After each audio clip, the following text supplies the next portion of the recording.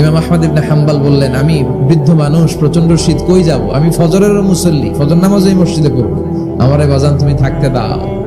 দারোয়ান বলেন, নো, থাকা যাবে না, মসজিদে থাকা যাবে না, বের হন, নাহলে গাঠটি সহ বের করে দেব।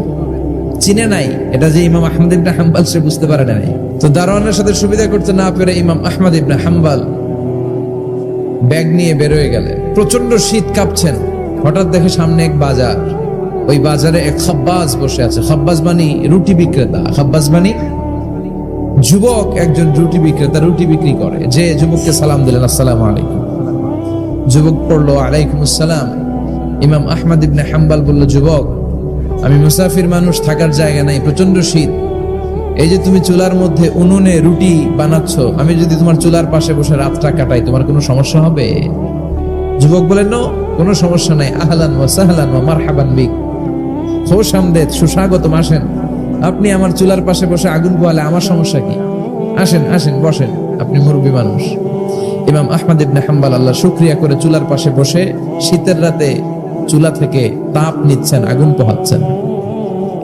আর তিনি দেখতে লাগলেন, যুবক আটা দিয়ে রুটি বানায় আর পড়ে আস্তাগফিরুল্লাহ, রুটির খামির বানায় আর পড়ে আস্তাগফিরুল্লাহ, গোল গোল করে খামির দিয়ে দলা বানিয়ে সাজিয়ে রাখে আর পড়ে আস্তাগফিরুল্লাহ, রুটি বেলুন দিয়ে বলে এটারে চুলার ভেতরে ঢুকায় আর কি পড়ে আস্তাগফিরুল্লাহ। ক্রেতা আসলে ক্রেতাকে রুটি দেয় আর পড়ে, ক্রেতার হাত থেকে টাকা নিয়ে ক্যাশ বক্সে রাখে আর কি পড়ে।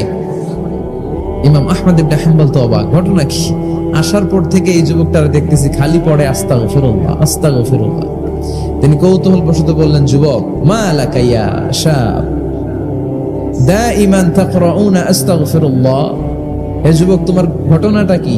আসার পর থেকেই তুমি শুধু দেখতেছি পড়তেছো আস্তাগফিরুল্লাহ, আস্তাগফিরুল্লাহ, কারণটা কি? যুবক বলে, আমি সবসময় ইস্তেগফারের সাথে আঠার মতো লেগে থাকি, আর লেগে থাকার কারণে এর বরকতে আল্লাহ আমাকে মুস্তাজাবুদ দাওয়া বানিয়ে দিয়েছে। মানে আল্লাহ আমাকে এমন বানিয়েছে যে আমি দোয়া করা মাত্রই আমার দোয়া কবুল করে কে? আল্লাহ। ইমাম আহমদ ইবনে হাম্বল বললেন, আনতা মুস্তাজাবুদ দাওয়া, তুমি মুস্তাজাবুদ দাওয়া, মানে তুমি দোয়া করলেই সেটা কবুল হয়ে যায়? যুবক বলে, নাআম আনা মুস্তাজাবুদ দাওয়া, আমি আমার জীবনে যত দোয়া করেছি সব কবুল করে নিয়েছে কে? আল্লাহ। আমি মুস্তাজাবুদ দাওয়া, আমি দোয়া করতে দেরি, কবুল হতে সেটা দেরি হয় না। তবে আমার পুরো জীবনের সব দোয়া কবুল হলেও একটা দোয়া এখনো কবুল হয় নাই। এটা শুনে ইমাম আহমদ ইবনে হাম্বলের কৌতূহল, কিউরিসিটি আরো বেড়ে গেল। তিনি বললেন, তোমার জীবনের সব দোয়া কবুল হয়েছে, একটা দোয়া কবুল হয় নাই, কি সেই দোয়া আমারে বলো? যুবক বলে, আমার জীবনে যে দোয়াটা কবুল হয় নাই সেটা হচ্ছে, আমি আল্লাহর কাছে দোয়া করে বলেছিলাম, আল্লাহ, শুনেছি এই জামানার সবচেয়ে বড় মুহাদ্দিসের নাম হচ্ছে ইমাম আহমদ ইবনে হাম্বল, আমি যেন ওই ইমাম আহমদ ইবনে হাম্বলের কপালে একটা চুমু দিয়ে মরতে পারি, তুমি তৌফিক দিও।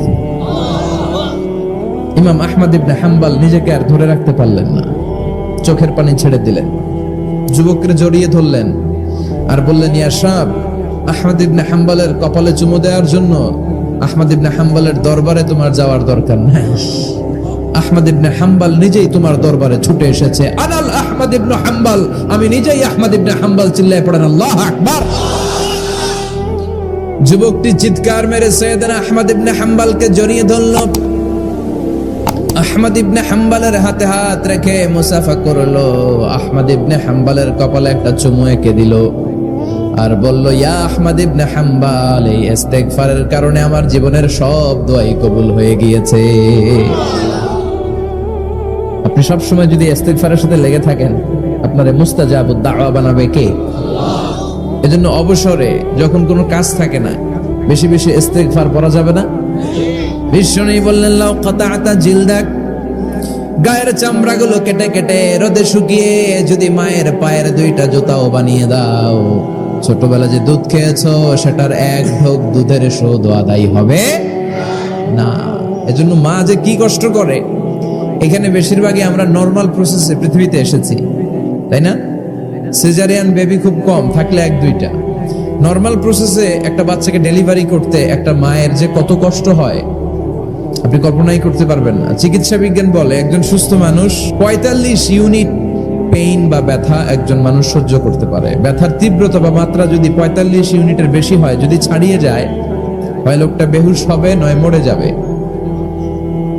আমার আর আপনার মা যখন আমাদেরকে নরমাল প্রসেসে ডেলিভারি করেছেন তখন তারা 45 না 57 ইউনিট প্লাস 57 থেকে 60 ইউনিটের পেইনও তারা ছাড়িয়ে গেছে। 57 ইউনিটেরও বেশি ব্যথা তারা সহ্য করেছে, যেটা কোনো অ্যাক্সিডেন্টে আপনার দেহের 206টা হাড্ডি আছে তো 20টা হাড্ডি একসাথে কোনো অ্যাক্সিডেন্টে ভেঙে গেলে যত ব্যথা তার চেয়েও বেশি ব্যথা। এজন্য মায়ের মনে কষ্ট দেয়া যাবে?